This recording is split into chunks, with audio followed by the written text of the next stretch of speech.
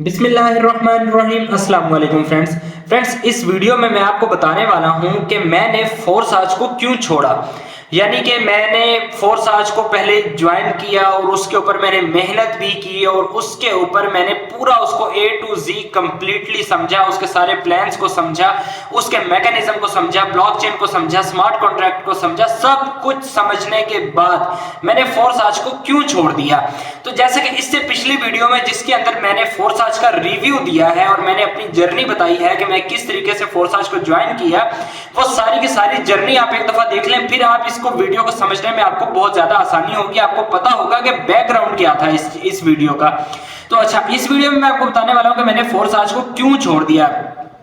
तो इसकी काफी ज्यादा रीजंस हैं, एक कोई रीजन नहीं है जिसकी वजह से मैंने फोर्स आज को छोड़ा। तो कुछ रीजंस तो इसकी ये हैं कि आप इसके अंदर रहते हुए, यानी कि एक बंदा जिसने इसको बनाया, यानी कि मिस्टर लाडो, ठीक है, जो इसके क्रिएटर हैं। अब बहुत सारे लोगों ने ये मिथ फैलाई हुई है कि भाई जी मिस्टर लाडो जो है वो इसके ऑनर है या इसके क्रिएटर हैं और वो अभी तक हैं।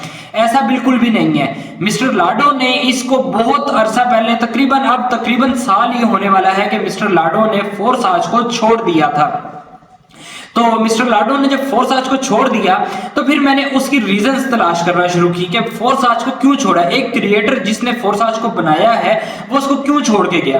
तो मुझे बेतहाशा रीजंस जो है फिर वो पता चलती गई और एट द एंड मुझे इतनी रीजंस पता चल गई कि मैंने फोर्स आज को छोड़ दिया। तो उनको वन बाय वन जो है मैं वो रीजंस जो है आपके सामने डिस्कस करता हूं।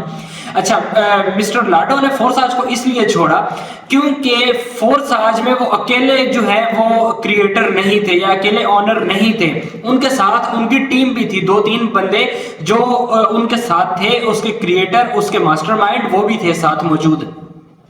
तो उन्होंने क्या डिसाइड किया, उन्होंने एक और चीज जिसको स्मार्ट गेम का नाम दिया गया, स्मार्ट गेम के नाम से इन्होंने एक वेबसाइट बनाई और इसको फोर्स आज के साथ जोड़ा गया।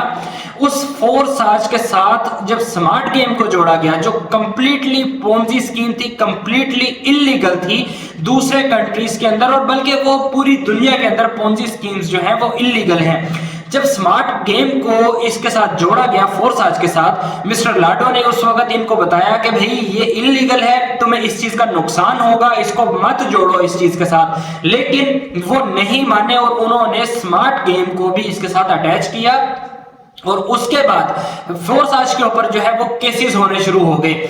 यानी कि जैसे हम पाकिस्तान में रहते हैं तो हमारी एक जो कमीशन है जो किसी भी कंपनी को लीगलाइज करता है, उसका नाम है SECP।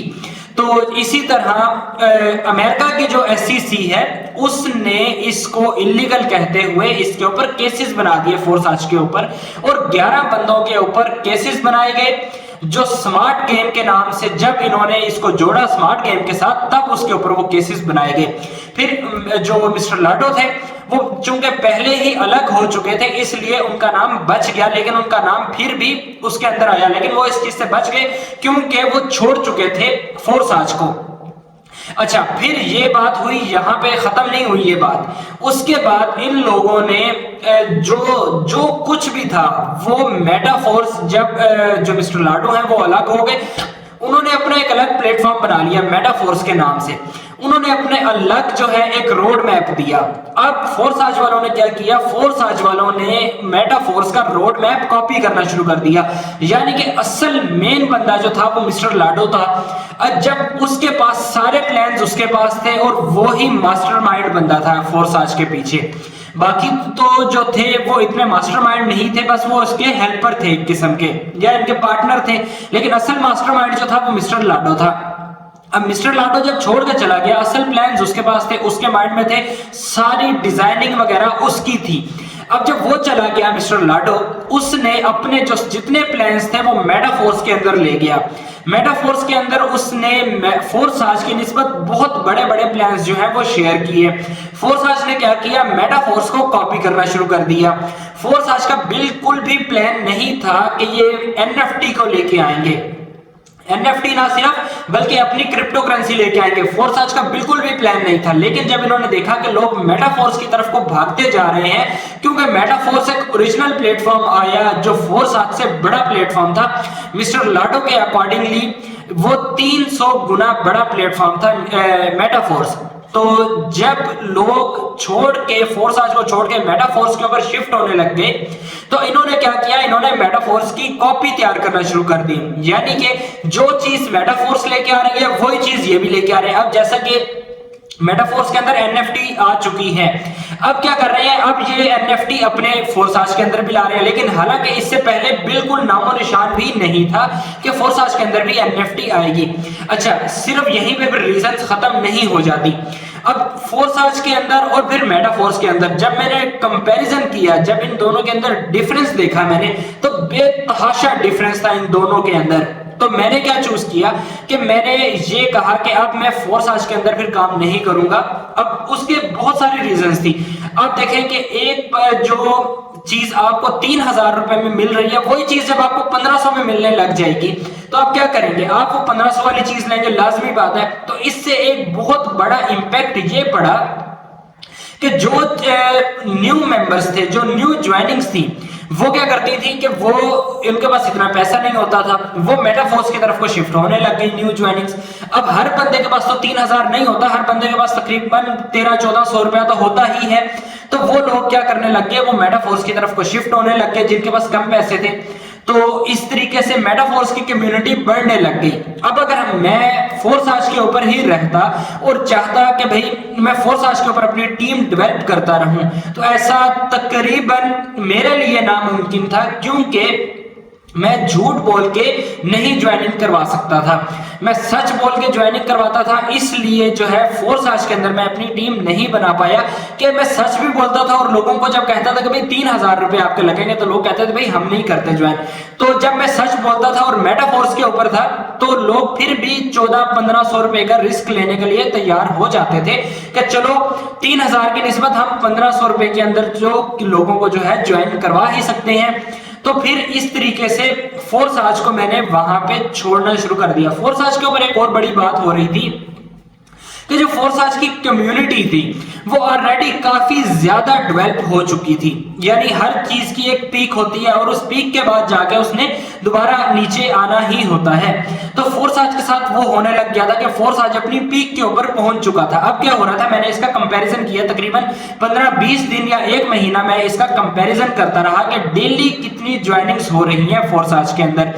तो फोर्स आज के अंदर तकरीबन ग्रेजुअली ये कम हो रही थी ज्वाइनिंग्स। जैसे अगर किसी दिन 3000 हो रही है, तो वो 3000 से कम होती ग्रेजुअली कम होती 2000-1800 के ऊपर डेली की ज्वाइनिंग्स आ गई। तो अब वो क्यों ऐसा हो रहा था, क्योंकि लोग मेटाफोर्स के ऊपर जा रहे थे, फोर्स आज के अंदर ज्वाइनिंग्स नहीं आ रही थी। और एट द एंड होना भी यही था कि फोर्स आज के अंदर ज्वाइनिंग्स बंद हो जानी थी और मेटाफोर्स के अंदर ज्वाइनिंग्स जो है वो शुरू हो जानी थी। तो एक ये वाइज डिसीजन था मैंने उस वक्त लिया कि मैंने फोर्स आज को छोड़ के मैंने मेटाफोर्स के अंदर जंप की। फिर मेटाफोर्स की जो मेरी जर्नी थी वो मैं एक अलग से आपको एक वीडियो में बताऊंगा। अगर आप कमेंट करते हैं कि अगर आप सुनना चाहते हैं कि मेटाफोर्स के अंदर मैं किस तरीके से गया और मैंने वहां से कितनी अर्निंग की और फिर वो अर्निंग जो है मैंने कहां पे यूज की, तो वो उसके लिए मैं आपको एक अलग वीडियो बना के दूंगा। लेकिन फोर्स आज से क्या हुआ, अगर आप मेरी पिछली से वीडियो जो मेरी फोर्स आज रिव्यू के नाम से वीडियो है, ऑनेस्ट रिव्यू के नाम से वीडियो है, अगर आप वो देखते हैं तो आपको बहुत सारी बातें उसमें भी पता चलेंगी कि मैंने फोर्स आज को किस तरीके से ज्वाइन किया। अच्छा, जब मैंने फोर्स आज को छोड़ने का डिसीजन लिया तो उसके बाद क्या हुआ, मैंने उन लोगों से बात की, मैंने काफी ज्यादा लोगों से बात की और मैंने उनके साथ डिस्कस किया कि फोर्स आज बेटर है या मेटाफोर्स बेटर है। जब उनके सामने मैंने कंपैरिजन रखा, दोनों के कंपैरिजन जब मैंने रखा मेटाफोर्स का और फोर्स आज का, तो हर बंदे ने मुझे यही कहा कि मेटाफोर्स जो है बेटर है। बेटर इसलिए है कि उसके अंदर ज्वाइनिंग फीस कम है। असल मसला हमारे पाकिस्तान हिंदुस्तान में यही आता है कि लोग कम पैसे वाली ज्वाइनिंग की तरफ को जाते हैं, ना कि वो ज्यादा बड़ी ज्वाइनिंग की तरफ को। अब आप देखें कि फोर्स आज और मेटाफोर्स आते ही बेतहाशा इनके मेंबर्स हो गए। जबकि फॉरएवर लिविंग प्रोडक्ट्स इससे कई साल पुराना है, टाइम्स कई साल पुराना है, वो क्यों नहीं कामयाब हो पा रहे हैं पाकिस्तान के अंदर? चूंकि वो बहुत ही हैवी इन्वेस्टमेंट से शुरू होते हैं। फोर्साज एक हल्की इन्वेस्टमेंट के साथ आया, BUSD जो इनका प्लान आया वो हल्की इन्वेस्टमेंट के साथ आया, लेकिन जब मेटाफोर्स आया वो उससे भी हाफ इन्वेस्टमेंट के साथ आया।